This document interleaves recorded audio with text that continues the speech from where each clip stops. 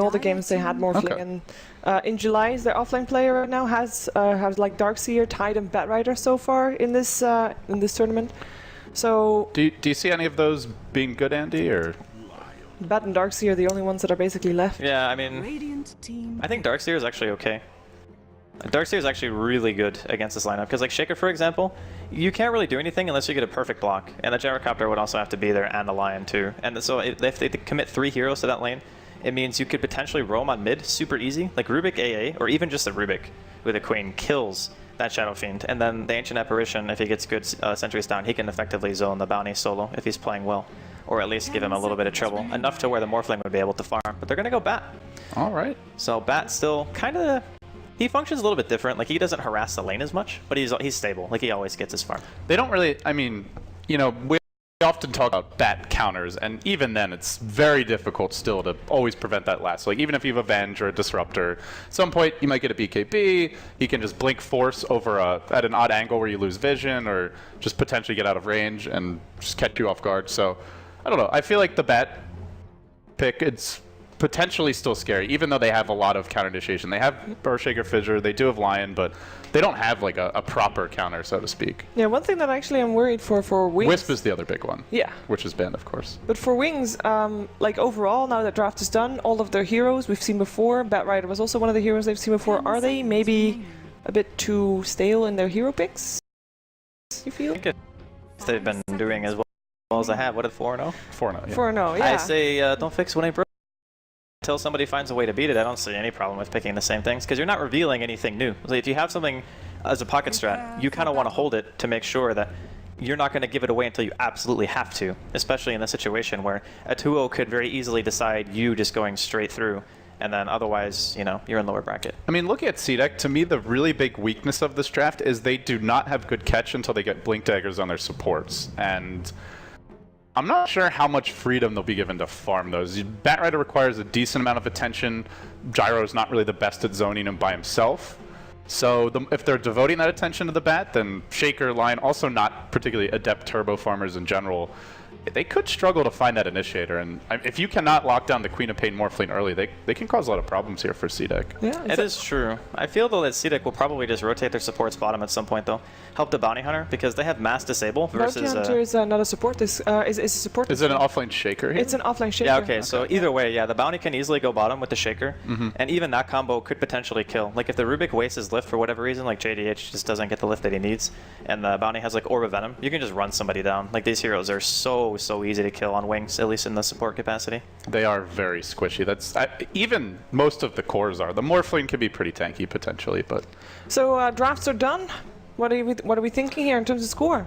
I actually like Wings better just because I feel like there's no great solution for Batrider initiation, and I think they can't get a whole lot done in the mid game until they get blinks on their support. So to me, the X factor for CDEC is going to be Garter on the Bounty Hunter. FY single-handedly has won several games for his team on this hero. I imagine that's the inspiration for CDEC if he can snipe a courier. Oh, he's going to walk into big. I think no. I jinxed him. Oh, this could be first blood indeed, but the telekinesis set up. So much damage here. This LD, come on, Jinx. Come on, Dave. Rare secured. I wanted to go for CDEC as well. I really like their lineup. Even with the first blood aside, I still think they're going to take it. Yeah, CDEC. So the Bounty Hunter, I think every time me and you, Draskell, we've casted something with a Bounty, it's always gone great. You know, even if the beginning of the game's not been fantastic, I mean, like this obviously giving away first blood, the fact that you've got that potential to come back with just a few key pickoffs with that track gold, it's, I mean, the Bounty Hunter is insanely powerful, and obviously CDEC respecting that with their draft. And I really feel their lanes are going to be very nice as well. The fact that you're going to have this Lion supporting in the top lane. A Lion, obviously one of those super strong supports, and a support that's going to do very well at zoning out the Bat to some extent.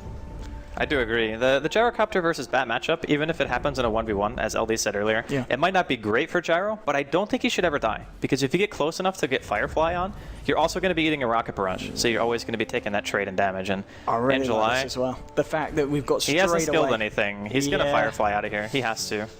Yeah, the Bounty's coming in, but yeah, he knows something's up. He gets himself straight out of there. But it depends if he hangs around. Obviously, the Bounty hasn't revealed himself yet. Now, in July, is he going to play it super safe, or is he going to hang around a little bit too long? The Firefly? He's going to head back over the cliff and It's going to wear off now, but now Garda has revealed himself, so the Bat Rider is going to be a little bit more careful before going back into that lane.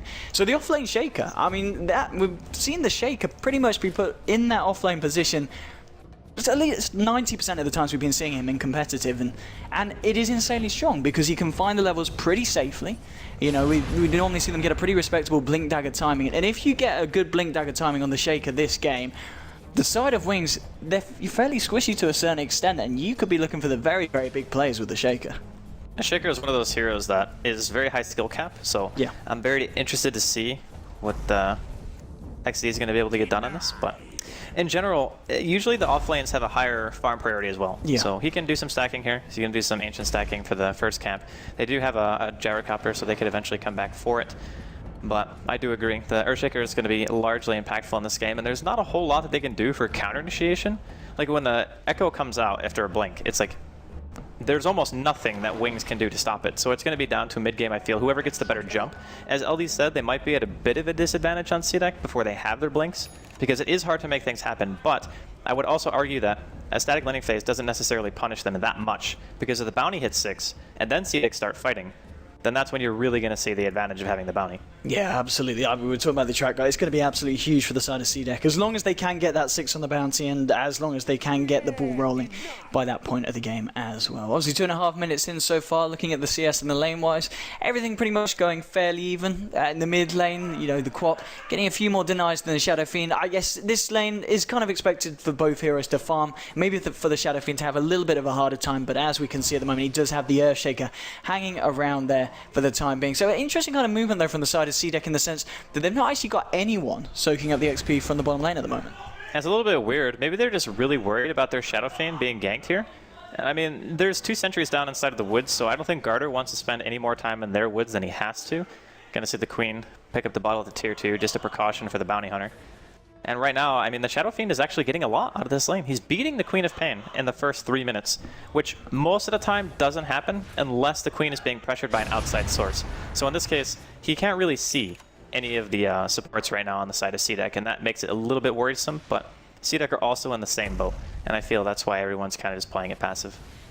Yeah, I mean, obviously the position one Morphling, something that, I'll be honest, we don't see that much on the EU scene. Obviously, with the Chinese, it is fairly popular, and Wings obviously running it this game. What is the strength of having the Morphling in that position, and why do you choose to draft it against such a team as CDEC, where they've got heroes like the Gyrocopter in their position? Well, the first thing about Morphling is he's ridiculously hard to kill. So normally, if you play off-lane Morphling, you have very low levels in Morph, because you have to max out your adaptive strike, right? So you're 1-4-1. Typically that means your damage output isn't very good.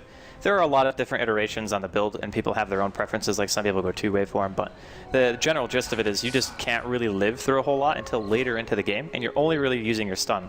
But for carry Morphling, you always max waveform, and you always max Morph. So your survivability is always going to be top-notch. Your damage is actually very high if you have a good agi to strength ratio, and because of the waveform damage and the mobility, you're just a beast in the early game. I think a lot of people assume Morphling is one of those heroes that can't fight. I would actually disagree. I would say that he's very good to go on if you're like... He's good to go on if you have silences and heavy bursts, but he's not good to go on if your early game doesn't have burst. And CDEC's early game, their only burst is gyro. I mean, this is really interesting for CDEC for me. They're committing so much towards this mid lane. I mean, at the moment behind the Shadow Fiend, you've got a Bounty Hunter, an Earthshaker, and a Lion all sitting there waiting for something to happen. At the same time, on the side of Wings, they do have both the Rubik and the AA towards the mid lane, but a lot of focus being put by both sides on this mid lane.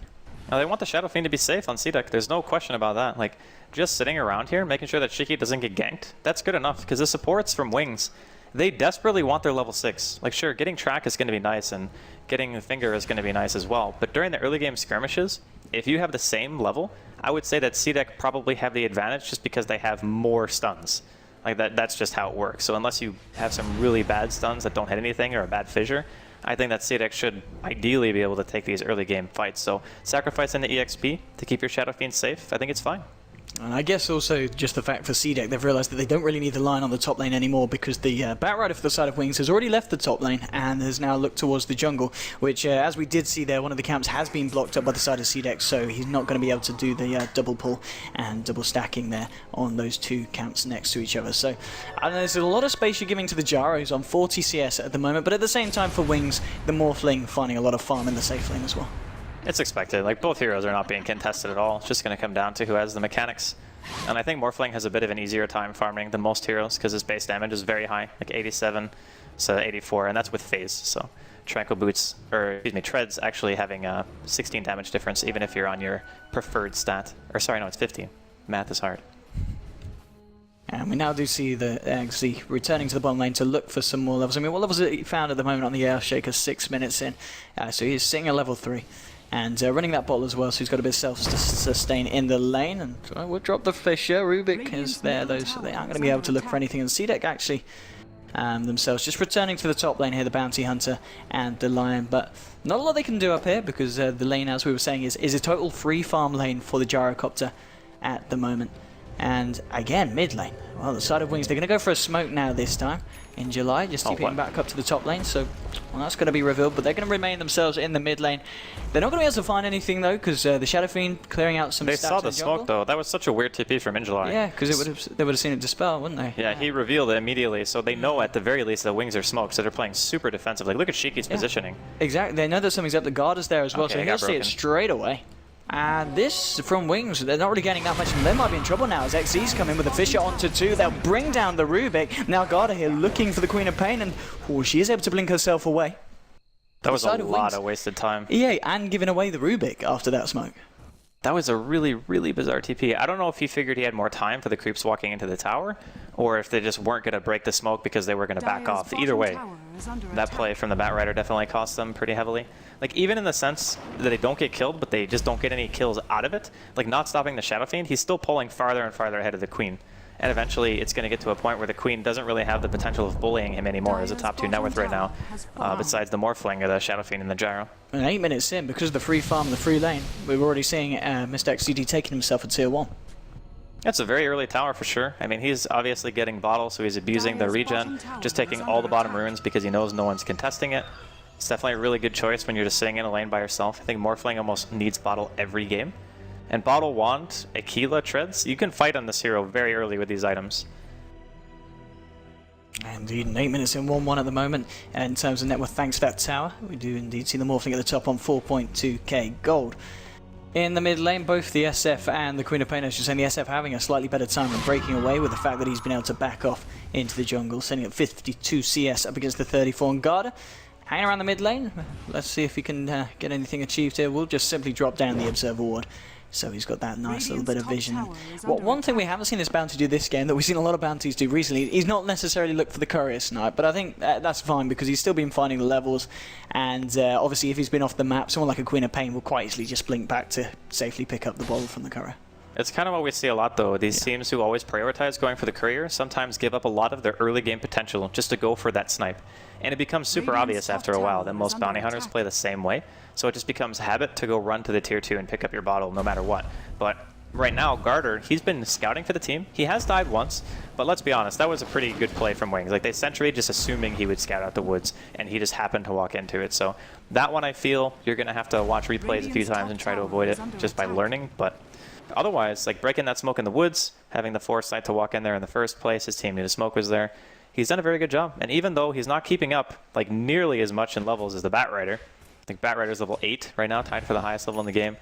Again, I don't think it's really as important for him to get those levels and experience levels in gold early as it is to just try to get 6 before like 15 minutes and then take 1 or 2 good fights. I'm going to see them trying to go for something here with the smoke in towards the mid lane, heading straight in with the Fisher. They are going to have the Hex as well, and there should be enough control to bring down the Queen of Pain. So I was committing the entire team there, but being able to shut down the Quap and now get a heavy bit of damage to look the at tower. Wings. They're all sitting in the same spot as well. Yeah. They got 3 mid. The Morphling takes bottom rune, so sure, he's still farming, but it seems like both times teams go missing off the map between these teams.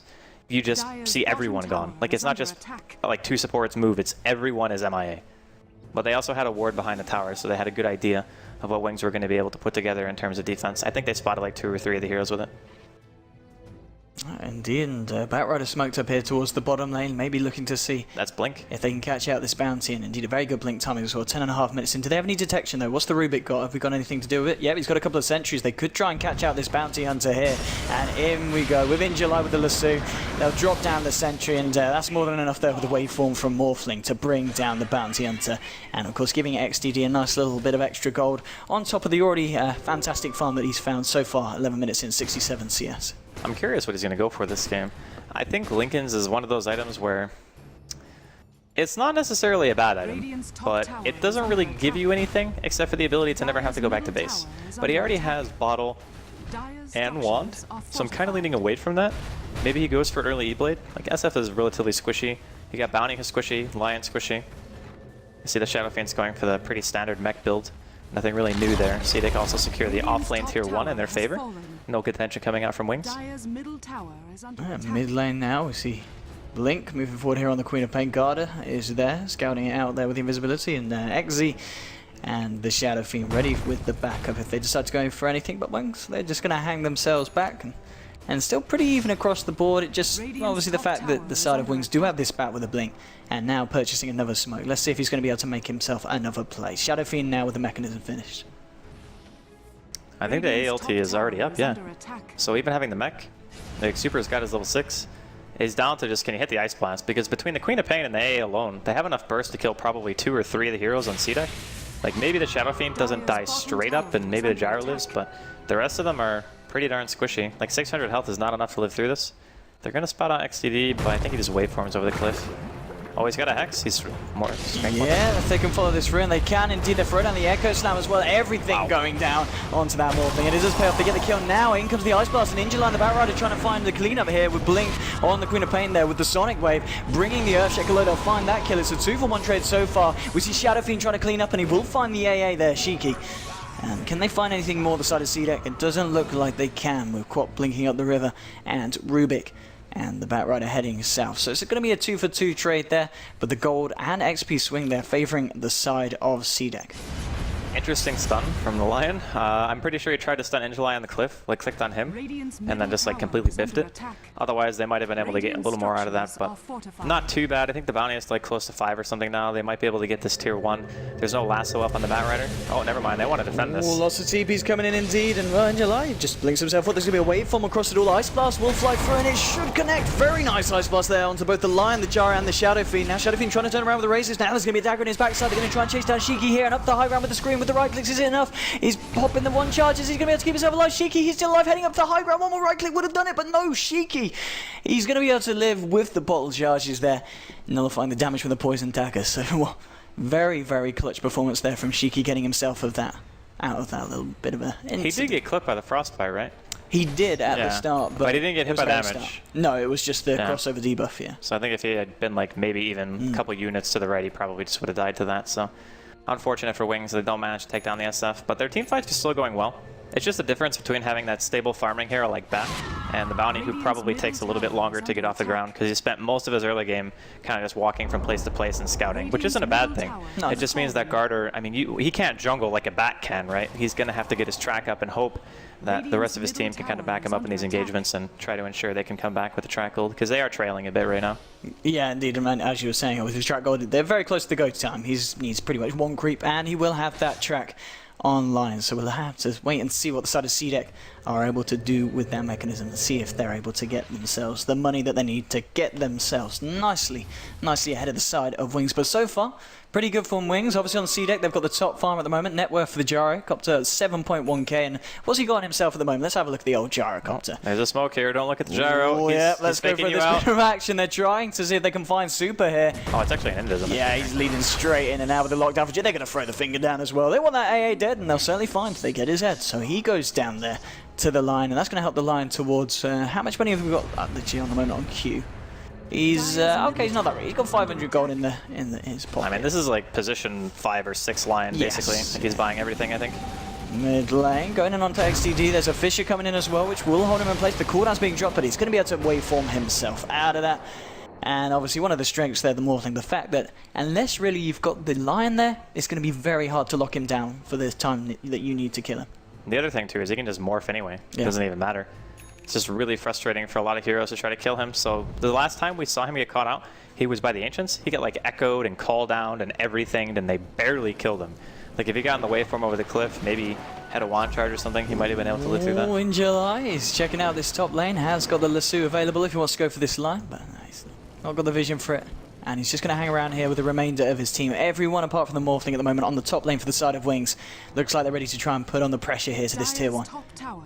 And at the same time, CDEC, they're ready to respond to it. They do have people up here hanging around by the tier 2.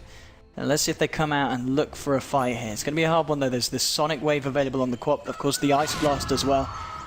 CDEC are going to have to play this one pretty smart if they want to go head first into this. And who's going to make the first jump? The Creep Wave comes through. He's trying to get a bit of damage here on the tower, blink on the quad, and in July, he's looking for that perfect lasso. They don't know that the bounty hunter's in. And he's going to try and go for it. Here we go with the Firefly. Jump straight in, and he's going to catch out the Shadow Fiend, but he's going to get hex straight away. In comes the Ice Blast with the Sonic Wave. 2 dead. They're going to find the Lion as well. And Sonic Wave and Ice Blast, it bloody hurts. Yeah, that's the combination we were talking about earlier. Also, the Firefly vision helped out tremendously because it allowed the Queen to line up her ultis, so Blink was able to just hit all 3 instead of maybe only going for 1 just to ensure they killed the SF. So the mech carrier gets caught out with a lasso. They get ice blasted anyway, so even if he lives through the lasso, he has no way of recovering health, and Blink comes in with the mass damage output, and they just kind of flop over. So CDEC taking a pretty big blow there. Indeed, 8-5. And obviously, the Gyrocopter is still farming very well aggressive. We haven't really seen him involved in that many of the fights so far. Oh, in the woods. The Shaker going down. Oh, he's going to put the Echo Slam. Is he going to buy him enough time for the line to come in place? Yes, he'll get the Hex off. It looks like XZ on the Earthshaker will be able to get himself out. The Ice Blast is not going to connect onto him. We'll pass over the Gyro. Earthshaker's going to be able to get himself safely back to base. And now it's XTD that's on the run. The side of CDEC, seeing if they can chase it down. They do have 4 arrows here, but he's a little bit too elusive for them to dive across the river for at this point. But well, lucky for the side that they were able to keep their Earthshaker alive. I don't know, man. They had to use Echo for that. I honestly think, they did. Well, dying is maybe not the best choice, but Echo has a fairly long cooldown right now. Although I guess he didn't want to lose gold. He is very poor. Maybe he goes back for Soul Ring and finishes Tranquils right now because he has the Sage's Mask. I think that would be a pretty good play for him. Just to have the sustainability of being able to throw out those fissures non-stop. In the meantime, CDEC, they're smoked. Blink right now is positioned very well to break this. Okay, they're not going to go straight down the lane. Blink is actually going to TP himself straight back to base, and we still need to see CDEC get themselves some track kills here if they really want to kind of. Oh, Rubik has Hex. That's great. Hex is really good against this team right now. Like, obviously no one has BKBs, but just having a second disable at last 2.5 seconds is ridiculous with their team. I mean, in July on the Bat Rider, he's having a nice old time in terms of farm with the 4-staff complete on top of the Blink. And as we see from Morphling, deciding to go still just for that Lincoln Sphere here with his build. Well, I guess he just wants the ultimate sustain. Not to say that Lincoln's is bad. It's one of those items that, like I said, a lot of Morphlings buy still. It's just some people prefer like going for the Manta, some people go with like the bottle build and then make E-Blade, for example. There's a lot of different ways that you can do it, but the Lincoln's keeps him extremely safe against CDEC. So for instance, if the Lion does get the Blink, and he wants to go for Blink Hex, he'll have to mana drain first, and then Hex afterwards, which could be the difference maker in having the reaction time to like go to a Replicator, you know, whatever, just to prevent yourself from getting jumped. So it's not bad. It's not bad at all, and well, 8-5 at the moment between these sides. I mean, in terms of beginnings, obviously Wings with the stronger laning stage, but the fact that CDEC, they do have the 2 heroes with the highest net worth. Overall, the entire net worth spread does favour the side of Wings, but it's only 2,000 at 19 minutes in, so nothing really too big between the two sides. And I don't know, it feels fairly even at the moment. It just kind of feels that, I don't know, do you feel that someone quite clearly would come out on top if a 5 versus 5 does kick off now at this point? It depends on where they fight. I think the Roshan pit is very dangerous for both teams, because like on CDEC you have Shaker, then you have Gyro, Shadow Fiend, right? All of those abilities do a pretty good amount of damage in AoE. Heck, even tracking people and throwing a Shuriken hurts, because it's a 1200 bounce range. So then Wings, you have Ice Blast, Queen, Bat Rider who could pull you onto a cliff. Like, both teams actually have insane Roshan fight. It just, whoever gets the better initiation is more or less going to win. I could see CDEC winning a fight just as easily I could see Wings. All depends on who gets the jump.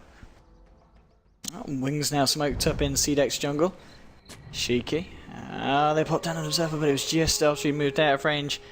They're going to go look for him. He's still outside of that night vision. They're not going to be able to catch him So they're going to look elsewhere, and they spotted XZ here with this Observer, and they're going to jump straight into onto the Earthshaker. Ice Blast flying through as well, will pass over him, and that will be the Earthshake down. The question is, does CDEC want to see if they can try and get themselves back involved in this fight and take something from the side of Wings? Shiki moving forward towards the Rubik. Q's coming around on the sidelines, should be able to get a stun out. He's going to put the Hex onto XTD. The tracks are coming out everywhere, and now with the cooldown, Wings, they're running away, but they haven't brought anyone down here. CDEC, Wings, they're all still alive at the moment, and it looks like it's going to remain that way. No one on the side of CDEC able to bring anyone down, and in fact, as well in that fight, the Earthshaker did end up buying back and TPing out to lane, but obviously wasn't able to achieve anything with it. That is so unbelievably painful. Like, you just lost 700 gold. He was halfway to blink before he did that. And I mean, even getting a 25, 20, 30-minute blink even at this game, it would still be okay, because all you need to do is dodge the ALT, and you can almost always get a good Echo Slam off, assuming you're not the one who actually gets initiated on by the bat. So it was just unfortunate for XZ that he was there, and he got initiated on because, they smoked up into the woods as 4 or 5, and he might have thought they weren't actually near enough to be able to go on him. Or maybe he felt safe because his team was right behind him. Either way, definitely not a good situation to be in if you're CDEC. But now Lincoln's finished up on the Morphling, means it's going to be a lot harder to take down. And I'm wondering if the Queen is going Ags or BKB first. I think having BKB would actually be super good for their lineup. Just because you can... Oh, okay, it is Ags. But you could blink into like Lion and Shaker, for example. And then the right-click damage from CDEC isn't crazy high. Like, they have SF and Gyro, but the Gyro has gone for, I think, SNY, or Aggressive is going for SNY, and he has BKB. So I think he would be pretty safe with that. He might go back for it later, or he might opt for something else. And we'll see the BKB actually coming out towards the Shadow Fiend as well. Now, has he got the Ogre Club on him at the moment? Yes, he does indeed. So Shiki now has the BKB available as well. But I think, as you said, kind of the main concern for the side of CDEC is whether they can actually control this Morphling in the fights, because we've seen so far the Morphling to be incredibly elusive, and now the fact that he has got that Lincoln, he's going to be even hard to catch out for the side of CDEC. And I've got to be honest, so far it just feels like Wings are playing the slightly better game of Dota. It is true. Their lineup is very strong, though. That's the thing. It's so hard to fight into just sheer burst damage. It's like Queen of Pain ulti goes through BKB, Shatter goes through BKB on the Ice Blast, and then you can also get lassoed, and Morphling does a pretty good amount of right-click damage. So here we go. CDEC continuing their smoke, looking for something here, but I think Wings are onto it. Shady H is on his way back to the tier 2. Yeah, they know something's up, and they do back themselves off, and this is just giving more time and space for the Morphling now, who's got himself to the top of the net worth board. He's focusing on pushing up this top lane, and XTD's finding a lot. He's finding a lot. 1600 now on top of the Lincoln Sphere, and he's going to be able to do a fair bit of damage onto this tier 2. And, well, CDEC, they are going to have to react, and there will be a TP back from the Shadow Fiend. And Shiki's actually got the AA debuff on him. It looks like XTD wants to go for that now with the TP back from XZ. XDD is going to want to be a little bit safe. He has got some backup coming in of both the Quap and the Batrider. Obviously with the Lasso and Sonic Wave available. So the side of Wings now, they could look to take this in July, going in with the Firefly and jump straight onto the Earthshaker. We'll be able to bring him away from the Lion. But now with the cooldown, the Earthshaker does get off the Echo Slam before he goes down. Because CDEC capitalize on this and actually find anything from the back of this fight. The tracks are flying out. It doesn't look like they can. XTD is going to look for the TP out. They haven't got anything to cancel it. They aren't able to get off that Shuriken. And again, Wings get themselves in, they get themselves a kill. And CDEC, they struggle to find anything in return. It seems like without the Lion having Blink, they don't have a good answer for a hero getting lassoed yet. And the fact that the Shaker is the one being caught out is even worse, because Shaker can counter-initiate from a longer distance to Lion. So, for example, he can fissure when somebody gets lassoed, and then maybe you don't die. But the Lion has to get pretty much right on top of you to be able to cast Impale, or especially a Hex, because the cast range just isn't long in general. So, still, game winnable for CDEC, without a doubt. They just have yet to really win one big engagement. Oh, this could be a nice little easy kill for the side of CDEC. Yeah, here's some nice tasty track gold for you, he says. Pops down the track and there. With ZB's coming in, it does get the Ice Blast onto both of them. Question is if Rubik can get himself close enough. It doesn't look like he can, so they will be able to get themselves out and get a couple of them a nice bit of tasty extra bonus gold. I think it would have been able to steal Finger had he seen him. Queen ulti, can it be used here?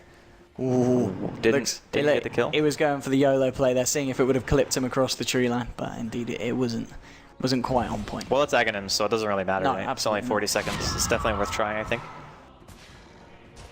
It certainly is at this point. Jaro, how's he doing? He's managed to finish off his S&Y now for the side of CDEC. Let's have a look. Almost. Just finish it. He needs the Blade of Alacrity. Yeah, indeed. That'll have it. But we're seeing in the Radiant Jungle at the moment, the Bounty Hunter doing a bit of scouting, seeing what's going down over on the side of Wings. Well, there's going to be pings coming out onto the Quap, who's just blinked forward. They do have the Jara in the mid lane, but it looks like it's more a kind of, we should get out of here ping, as they do leave the Quap alone. And Bounty Hunter just looking to get some intel from what's exactly going on inside the Radiant jungle. I do have wards very aggressively placed, so they know pretty much what's going down. They can see almost every single hero. The heroes that aren't in the woods or in mid are pretty much showing in lanes. I do feel right now that CDEC, the fact that they're able to pressure is good for them, but they need to try to find something. Like the tier 1 could be on the menu here. JDH could be in some trouble, but I imagine Wings to TP to defend this. Do they have Glyph though? That's the question. I think they do. Yeah, they do indeed. And JDH actually TP. Oh no, he straight bails. up. Yeah, Alright, he says, JK. well, we'll let that one go. And cooldown was dropped just in case there was anyone hanging in the sideless. Ice Blast will flow through, but it doesn't look like they want to TP anyone through to this one. And the side of CDEC will be able to get themselves a tower towards the mid lane. Wings actually just rotating around through the dire jungle. And Blink himself on the Queen of Pain just leading the front line with the double damage, hitting away at the tier 2. SMY now complete on your Jara. Top lane, XDD should be able to potentially finish this one off. And yeah, that's going to be another bit of tower bonus for the side of Wings. And well, it certainly feels like Wings have the momentum at the moment. And CDEC, we talked about the power of the bounties. It's just not been able to do that much this game because they just haven't been able to find the pickoffs against the lineup of Wings. I mean, you were saying obviously with the supports fairly squishy, they need to stick together. And so far, Wings have been doing exactly that. We've seen AA get picked off once this game, 26 minutes in. But other than that, it's looked pretty good for the side of Wings. They've just been playing well around the bounty. Yeah. So the start of the game, they had sentries. They killed them once. Garter decided to just leave the lane entirely. Didn't want to try to contest anything. So he left the Shaker down there to his own devices, which ended up being okay. He didn't get a courier snipe. He didn't really get any like kills. But he does have quite a bit of money on the Shaker now. See if XC is going to sell anything for Blink. He could sell the Sage's Mask. It's not really super useful, but yeah, okay. He's just going to sell it for the Blink. There we go. All in all, I'd say CDEC with the Blink Dagger on the Shaker should probably be able to come back with not ease per se, but it only takes like 1 or 2 fights, you know. You see the difference between a track team and a team without it as soon as one 5-man happens. Yeah, absolutely. And the fact that obviously the Jara and this Shadow Fiend for the side of CDEC still farming very, very nicely respectively. Morphling does have the lead, but the fact that CDEC have got these 2 very, very strong cores that will transition very nicely into the later portions of the game means that they're still standing pretty strong. It's just the fact that Wings have kind of had a firmer grip on the earlier game so far, and well, as we were saying with the bounty, just a few good fights for CDEC, and the whole early game pretty much been another fight. They'd quite easily find themselves on top in terms of gold game. Still though, it's anyone's game, man. Lion, he's also gonna have his blink soon. So what they can do is they have like double blink initiation. They can send Q in first, and then XD can follow it up. And then all you have to do is make sure that you just focus the same person, and no matter who it is, it pretty much dies. XDD's got himself an E-Blade already, 28 minutes in. This is some scary farm on XDD. It's super fast. Oh, Echo Slam being popped straight here. They want to find in July, and well, pretty much everything being thrown down on him. They certainly will. That was a very, very angry CDEC that just descended upon that poor Batrider. They even used a 10-second BKB to kill that. They even had wards. Like, they had a ward on the hill that would have seen anything that was coming their way. And they still decided to do that. I don't know. I guess it doesn't really give you too much vision if you're standing on the left-hand side of the top of the hill. And double damage here. Shadow Fiend's going to go ahead and grab it. I think Roshan... They can't contest this without that, I don't think. No, I don't think they can. The A-Blast is down too. It's going to take him a little bit of time, CDEC, but I think it's going to be quick enough that the Batrider isn't going to have a look in with his team to try and interrupt it. The pings are coming out, and it looks like Wings, they do want to try and head there, but still 5 seconds before back comes out. They're just going to smoke up as a 4. In comes your Ice Blast, but Roshan's already down, and Shadow Fiend has already claimed his Aegis, and they're all out of the pit by the Ice Blast, time the Ice Blast connects. That's still really nice. The fact that even just getting that one pick, like finding Batrider of all heroes, probably one of the better ones. Like Queen, Bat, AA. Those are the really big Roshan heroes for the side of Wings. So like Ice Blast, AoE damage, the capability of pulling somebody on a hill. Like those are what you want when you're fighting around Roshan. But unfortunately for Wings, they ended up getting one pick. That smoke working out great for CDEC, keeping them in the game, I feel. Still a lot of Dota left to be played here. This looks like Blink is going for the Scythe here. And July is just scouting out here from the cliff, seeing if he can find a jump in with the Lasso. He spots out the line, and is just going to hold the place whilst the rest of his team do find this tier 2. I know. They definitely know he's there. They haven't got the Echo Slam the side of CDEC, so it's not going to be the maximum amount of potential that they'll be going into this fight with. And it's just going to be the Morphling Illusion coming in, which of course will be taken away straight away by the Lion. Still, I mean, this AA level 10 has got this Midas and closing in on enough money for the first component of Aghanims. So, I mean, a couple, like 10 minutes or so into this game, you know, hitting the 40-minute or so mark, we could expect to see Midas on Super. And once he's, sorry, not Aghanims on Super.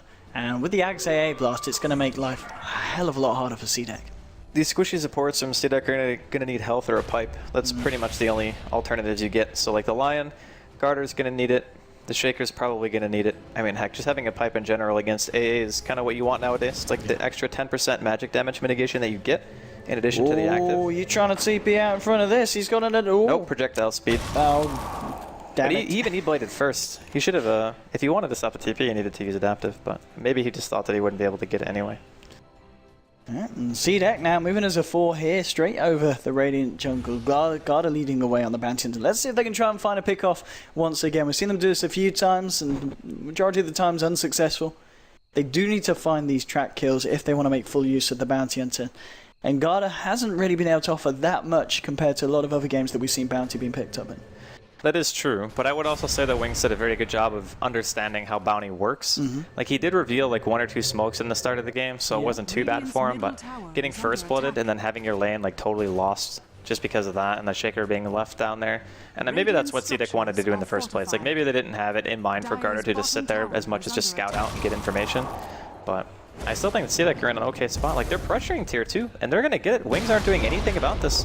The blink threat of Q and XE together is too much for them. They do not want to go in against this. I mean, does CDEC just look to continue to push again, maybe even try for the high ground here with the Echo Slam available? Level 11, of course, on the Earthshaker.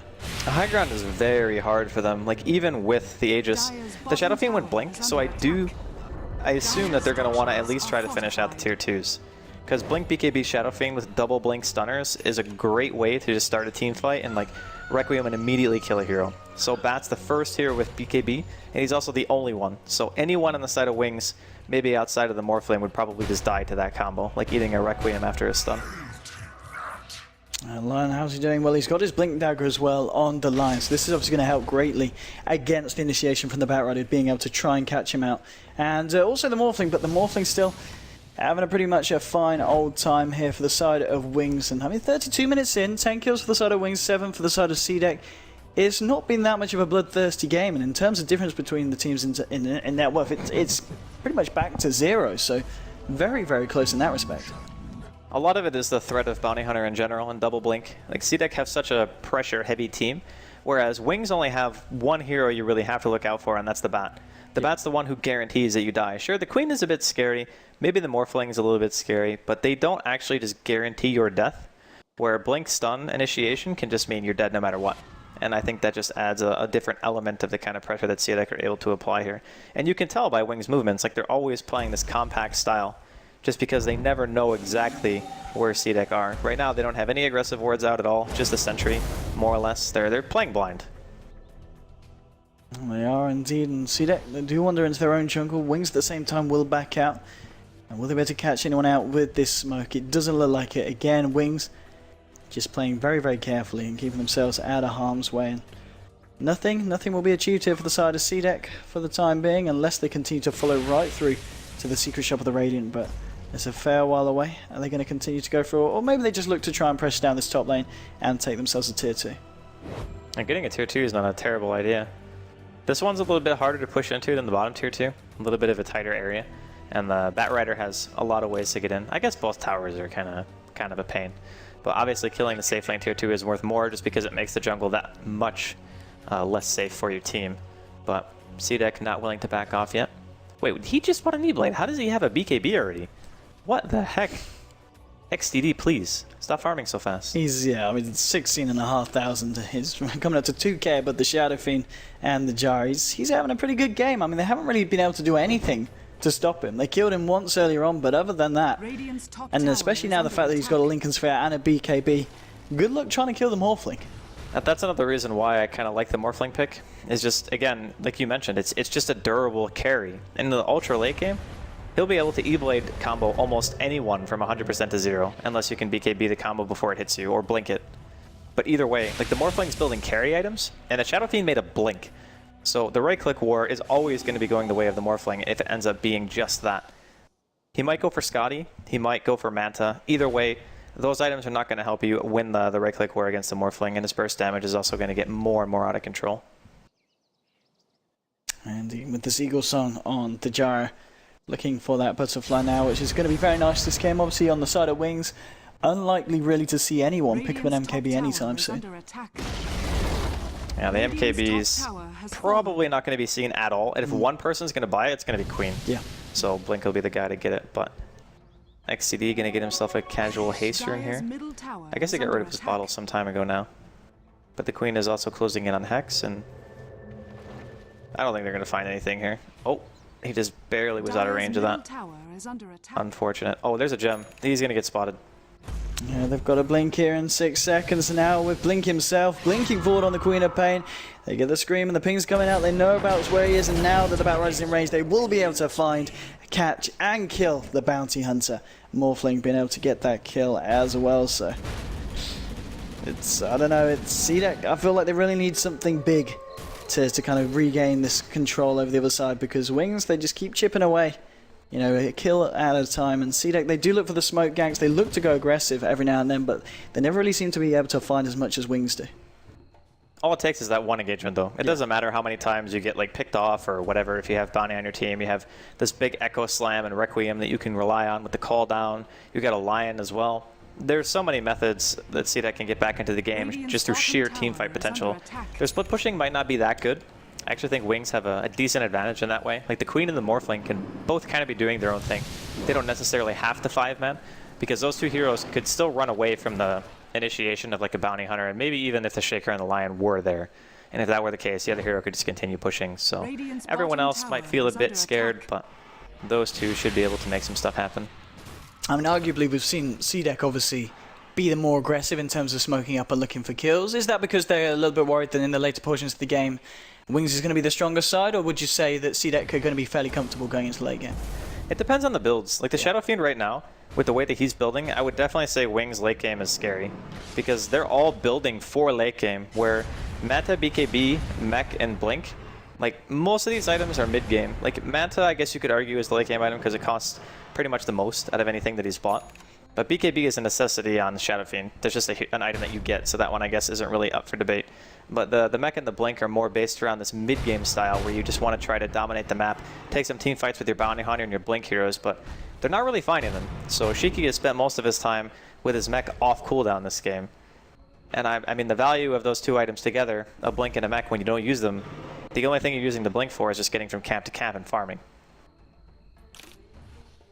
Oh, the side of Wings, maybe we'll see a fight go on now. Garda coming in, but of course they do have this gem, and well, Batrider's going to see him straight away here. Ice Blast will fly through the telekinesis onto the Bounty Hunter. That's a massive sonic wave there onto them all. Now in July, lassoing up the BKB Gyrocopter. He does of course have that evasion from the Butterfly, and he's hitting it with a bit of a punch here. We'll find 2 kills here onto both the Rubik and the AA. And Wings, in an initiation that they wanted to kick off, doesn't go too great for them, and it may not be over Garda. He's going to be able to find the Batrider, but he doesn't want to continue for that one. But still 2 kills there, and going to the Gyrocopter as well.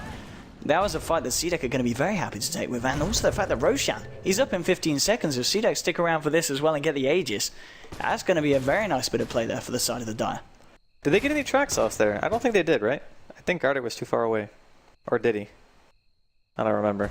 Well, either way, like getting the positioning advantage is definitely key here. Like knowing Roshan is going to be spawning soon when I take that fight. Here we go. Indeed, going straight onto XCD. He has managed to get the morph off. There's going to be Fish holding him in place as well. The cooldown, the finger, everything being dropped, but he pops the BKB. Now with the adaptive strike and the right clicks, he'll be able to bring down Lion. Now XTD on the morphing, trying to get himself out. There's going to be blinking away as well on the Queen of Pain. So Wings do manage to get themselves a little bit of a resurgence kill onto the Lion and don't lose anything themselves. Get themselves back out. Roshan is now up though. And it's a question of whether Wings feel confident to take it, knowing that Lion is off the board for 30 seconds. Yeah, their Roshan team is not so strong though. They want somebody with lifesteal. Like the Morphling could probably buy a Dominator or something and just do that, but that depends. Do they have an urn on someone? They don't, right? No, they don't. The bat's not up. Yeah, only the Dire have the urn. So Wings don't have an urn at all, which means Roshan is kind of off the table for them at the moment. It's just too risky because you might take too much damage in the pit and then one good initiation from CDEC and you kind of just lose the fight, and that's very impactful at the 40-minute mark.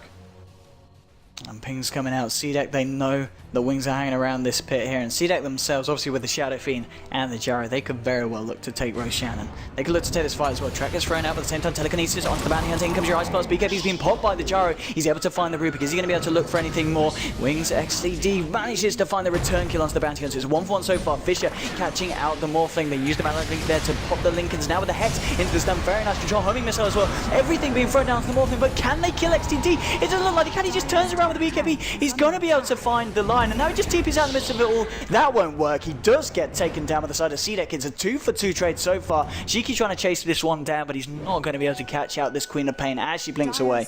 And 2-for-2 trade there, but the fact that CDEC were able to kill the Morphling, that is a very nice trade for the side. I'm surprised he just went for the casual TP. Like, he goes to the river, he's like, yeah, I'll be fine. No big deal. Here comes a Blast, though.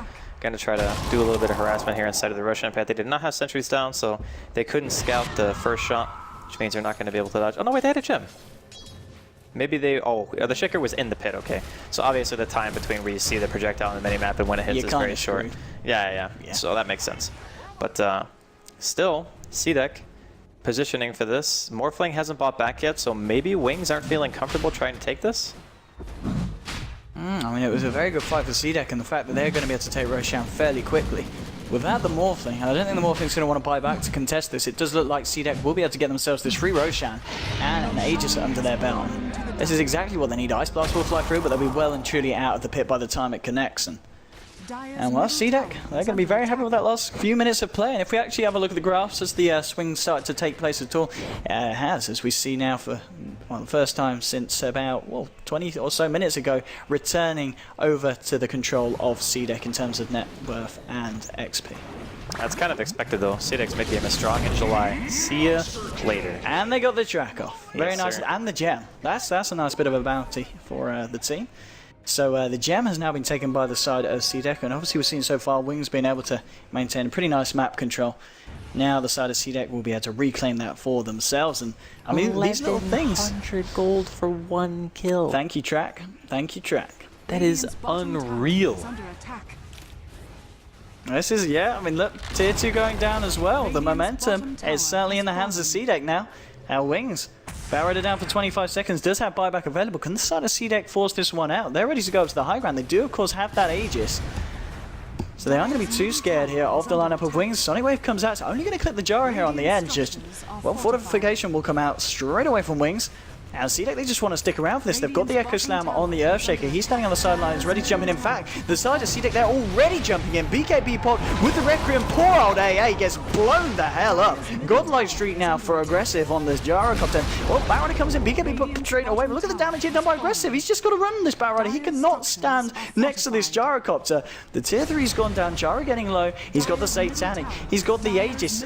He's in such a good position. It's CDEC are just, they've come into the game now and they're just taking away a free set of racks there. Mainly racks being destroyed on the bottom lane, and the side of Wings are not able to do anything to stop them. Aggressive is actually gigantic. So they're running into this big issue where the damage they did output... lose the middle lane. Yeah, they lost their melee racks, but honestly, I still feel like Wings are going to be hard-pressed to take a team fight against the level of farm that the Gyrocopter has, just in of itself. Like, Shiki is also farmed. He's like sitting at 4.2k, but the Gyro, I mean, Butterfly, Satanic, I mean, just even having the BKB on top of that and an SNY, sure, it's not a pure damage item, but his survivability is off the charts. Like, you have to kill him 2 times. The first time you kill him, you almost have to Evilade combo him with a Queen ulti and an AA Blast just to be able to take down the first life.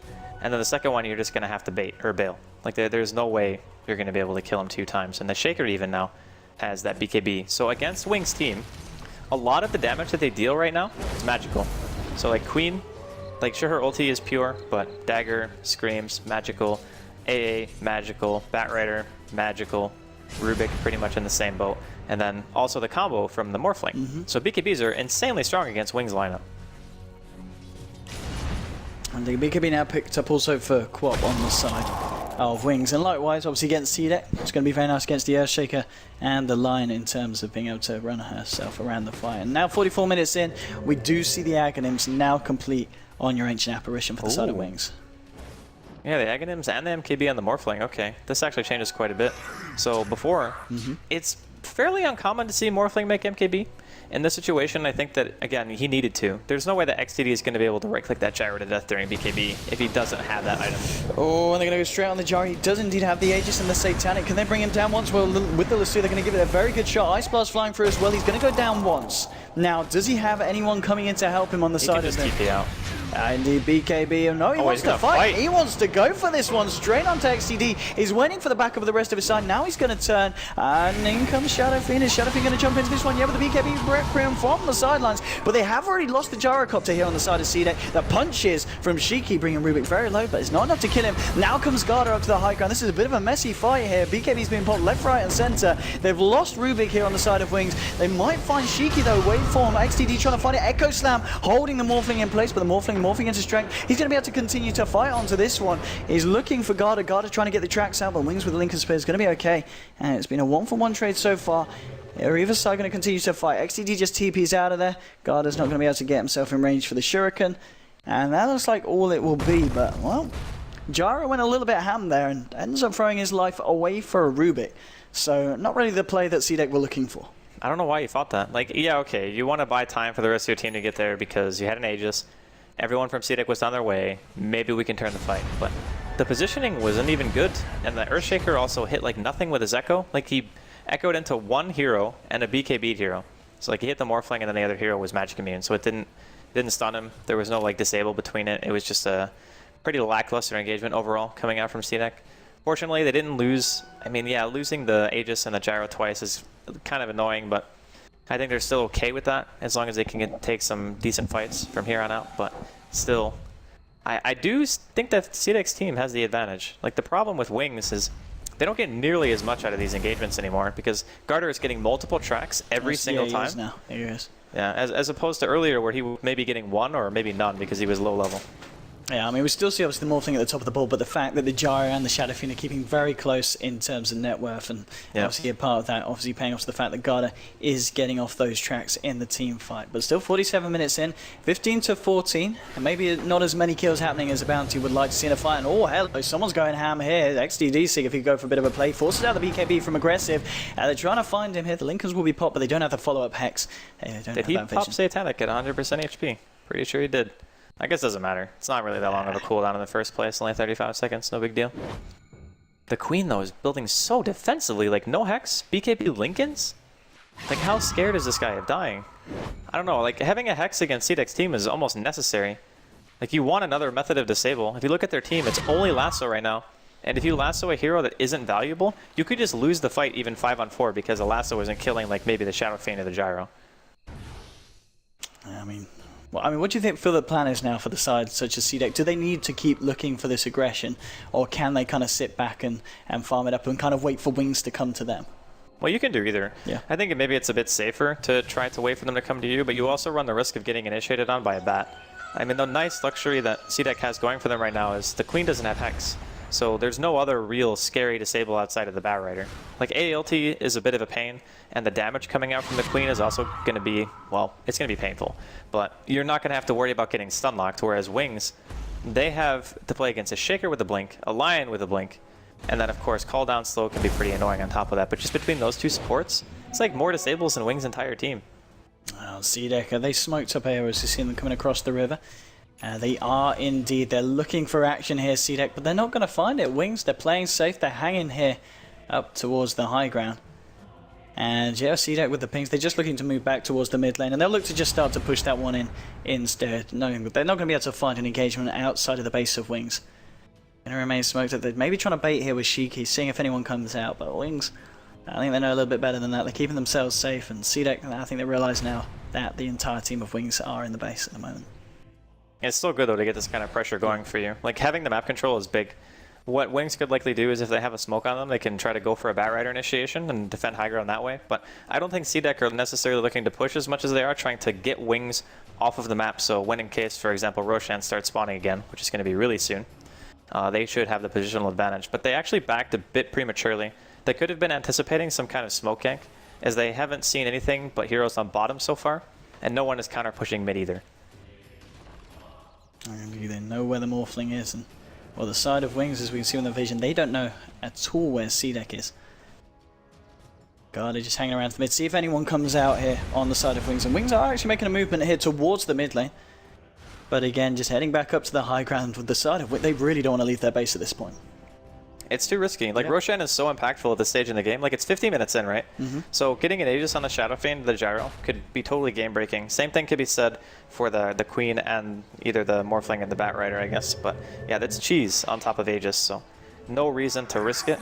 If you know that they're going in for a fact, then you can go out. It's kind of hard, though, for Wings, because, again, they don't have any vision outside of the base. CDEC have one ward on the statue spot that can see people going top, but if you see nothing being deep pushed for too long and you're in the Roshan pit, it kind of becomes obvious that Wings are going to be coming for you.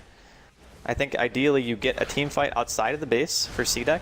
You maybe kill like the Bat Rider if you get super lucky, maybe force him to buy out, but he just purchased a refresher, so there's pretty much no way he has buyback anymore.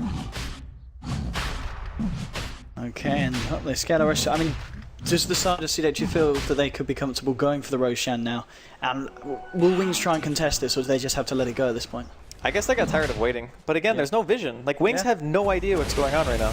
Like, they could be anywhere. They could be just sitting on high ground looking to gank. They could be going for Roche. They could just be sitting in their own base. Like, you honestly don't know. And if they knew, they would be heading there right now, but I think it's already too late. So, the item of choice after the MKB is going to be Moonshards for the Morphling. Moonshards is super legit. When you have MKB, you're not having another item dedicated to stats, and could see a fight break out here. See if In July can find a nice lasso if he's in the area.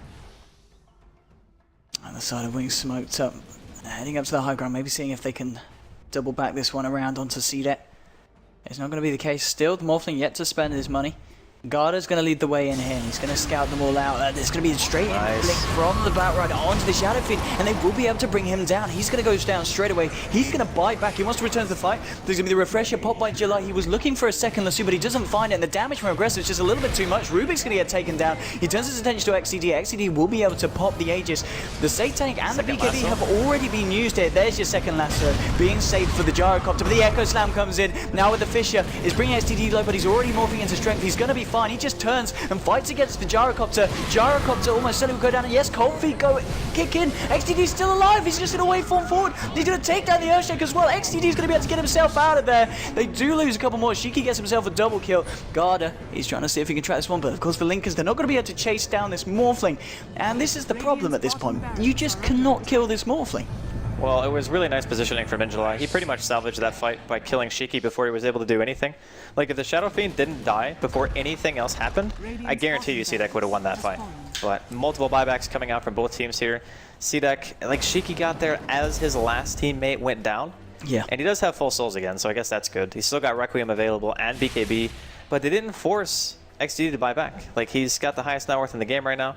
He's living large. He's got his Moonshards in his inventory. I don't know, man. That was a really bad fight for CDEC. The funny part is they smoked in the same area where they had the ward, but obviously they didn't see it. So they just sit up on the high ground. They wait for CDEC to walk down middle lane, as most teams who come from Roshan do, because you have to push out a little bit because the creep wave was getting past the river. There's going to be a buyback from Blink here, and that might be what CDEC were looking for. They're going to stick around. They've managed to find the tier 3 here in the mid lane. And now they're actually going straight into the base. This is a very aggressive movement here from the side of CDEC. Glimmer Cape's going to buy the line some survivability, and he will be able to get himself out. BKB was popped by In July, and he's not going to be able to achieve anything with this here. And here we go, CDEC. They're going to go straight up the mid. They're looking for the second set of racks. Still playing it very carefully. The Sonic Wave, everything is available for the side of Wings. And it's just a little bit too much for them to push into, and we're just going to see the TPs out. Now they're happy with the damage that's been done and forcing out the buybacks, and as we can see, oh, well, top lane. Casual misclick, no big deal. Okay. Yeah, he didn't want that. I mean, it's a 5-second BKB. Yeah, It's whatever. He knew he was going to be fine. But I mean, as we saw Pimp to pick up the buyback statuses on the board, as pretty much was the entire team of CDEC did buyback. Yep, they've all bought back. And it was just the QoP and the AA, so a lot of buybacks being used in that last fight, but obviously favouring the side of Wings. The fact that they were able to defend their mid lane racks and, of course, force out essentially more from CDEC. CDEC were able to force out some there with that bit of aggression that they did apply, but Wings still with this Morphling. I think it's all about the XTD Morphling this game and how much he can do in these fights. With the Moon Shards, his DPS is completely insane. Like, he could go back for Butterfly if he wants to. He could go for Lifesteal and consume the Moon Shards, obviously. And then maybe he goes for, like, bots level 1 before he does any of that. The biggest issue that CDEC have is with all their buybacks on cooldown, it is inherently very risky to take team fights. Now, the one thing they have going for them is their lanes aren't super pushed in. It's like top is the furthest pushed and then mid is second, but they'll be able to push out one lane on their own. And it looks like the choice is going to be bottom again, even though that lane idly pushes out. Depends on if any team has a smoke as well. Looks like no smokes from anyone. No, not at the moment out. They are. Yeah. No, they're on cooldown at the moment in this shop. Almost one for CDEC, but Wings is on cooldown for quite a while. There could be a difference maker though. Like one late game smoke can pretty much just end the game, like straight up. It's 55 minutes in. There haven't been a tremendous amount of kills, but everyone is hugely farmed core-wise. It's like the Queen, the Gyro, the Morphling, the Shadow Fiend, the Batrider. They all have everything they need. Even the Shaker and like other heroes like Lion and AA, they have what they need baseline, like Aghanims or Blanks or whatever. Yeah, absolutely. And I think as well in a game where we've seen both sides just play so defensively, you know, obviously one having to worry about the fact of potential pickoffs from heroes like the Batrider, and the other side very aware that there's a bounty hunter. Well, mid lane, they do get themselves a free range rack there as the creeps finish that one off. So, and obviously in terms of item builds, we've seen this game, we've seen heroes like such as the Morphling pick up the Lincoln Sphere into the BKB, playing very, very defensively. And the fact that they've been grouped up for pretty much the entire time, all the rotations and movements we've seen have been at least a 4-man, 5-man. Very rarely have we seen heroes being picked off on their own, and that's obviously led to the fact we're 56 minutes in, it's only 2017 in terms of kills, but now we're seeing the heroes being able to pick up themselves the offensive items. Obviously the fact that in July with the refreshers, we saw him use it in the last fight to control the gyrocopter, and with it available again, it's just a question of when the next fight kicks off and who is going to be the one looking for it. And at the moment, both sides seem to be very content in just waiting for the others to make the play, or at least attempt to. CDEC are the ones who have to group, especially. Like, Wings can probably spread out a bit, just because having buyback available means you can adopt a riskier playstyle, but not having buyback pretty much means that if anybody on CDEC dies, they're automatically in a horrible spot. Yeah. Now, fortunately, I think their buybacks are going to be up before Roshan spawns, so if that's the case, they'll be more than okay. Pretty much the same time, yeah. Well, that's not the entire timer. No, it depends on the cooldown. Yeah, that's just a timer to see the other timer. That's true. If it's a short one, it might spawn like a bit before 1 or 2 heroes actually have buyback, but the rest of them should be fine. And given the fact that CDEC do have Bounty Hunter on their team, a lot of heroes have decent amount of gold still, even though they lost that last team fight pretty badly. I'm just really amazed that it's been this back and forth. Like in the beginning, it really seemed like Wings had a huge advantage, and then you get 1 or 2 good fights with Track, and then suddenly it's just game on. It certainly has. It was a bit back and forth, but in fact, if we have a look at the overall graphs now at the moment, what kind of differences are we seeing between the teams? I mean, it's only 5,000 favouring Wings and 57 minutes, and that's nothing. It's like one item worth of gold. We're bang on in terms of XP. It's a very, very close game, and at this point, it is just really kind of down to just execution and the performance in these fights, because I don't think anyone's really got a clear advantage in terms of hero pool and hero draft and the items picked up. These fights could definitely go either way. Yeah, and it's 1 or 2 good decisions that's going to end up winning you the game. So, for instance, if Injuly finds another lasso on the Shadow Fiend like that, and no one is there to help him, and they just get a kill, and the SF doesn't have buyback, and they go like Roche or they go high ground somewhere else, the game is just done. So, I mean, it's a lot harder for CDEC to do that to Wings at this point because of where Wings were. They were sitting outside of CDEC space, so obviously you'd have to go across the entire map and then try to counter pressure, and then you also have to assume that Wings only bought back on 2 heroes instead of your team who bought back on 5. And even then, you're just forcing buybacks. You're not even ensuring that you're going to get the next Roshan. So just by having that map positioning, like there's a huge level of decision-making that needs to go into everything that both of these teams do right now. Indeed. Roshan will almost certainly be the next point of contention. I'll be surprised if either team does look for any kind of aggressive play before Roche is back up. The smokes are going to be available too. That's a good point, yeah. Because they were like, what, 2 and 4 minutes or something like that on cooldown the last time we saw them? Yeah. So they're both going to be up pretty much. I mean, Morphling, as you were saying, for the next item, what do you reckon he'll he bought the Butterfly. Moon Shards for? He can consume Moon Shards and go for Lifesteal, I think. That would make him almost immortal, I think, against what CDEC have. Unless they can completely stunlock him from 100 to 0 and they catch him on 1 Agi. Finishing a Satanic, for example, gives you what? Like it's couple hundred health on top of what he already has, he'd probably have like 1700 HP. Oh, hello, there we go in with the Echo Slam straight away onto the side of Wings. They've already been able to pick down the Batrider. And XTD is actually melting pretty quickly. He has to waveform himself out of there. And CDEC at the moment, they're going in full aggressive, just out of nowhere, like bam, snap, they're ready to fight. Now they're looking to try and take that Morphling, but look how hard he hits. He's just punching away. Now with Blink, with the Sonic Wave, bringing aggressive low. Ice Blast flies through, it's connected onto the Bounty Hunter, and the Shadow Fiend aggressive on the Jar. He's looking for XTD. There's a homing missile flying through as well. Can they kill the Morphling? With 3 of them here, they certainly can. They do bring the Morphling down. He's going to be off the board for 95 seconds. He does have buyback and bots though. And he will buy back and potentially bots in as well, because they know that Roshan's coming up fairly soon. He does need to defend the base. And that was all very hectic and pretty much out of a kind of a 10-minute kind of lull. Suddenly, bam, Earthshaker sees the lead in, goes straight for it. Wow. They did force out the buyback indeed from Morphling, and of course Batrider bought back at the start of that fight.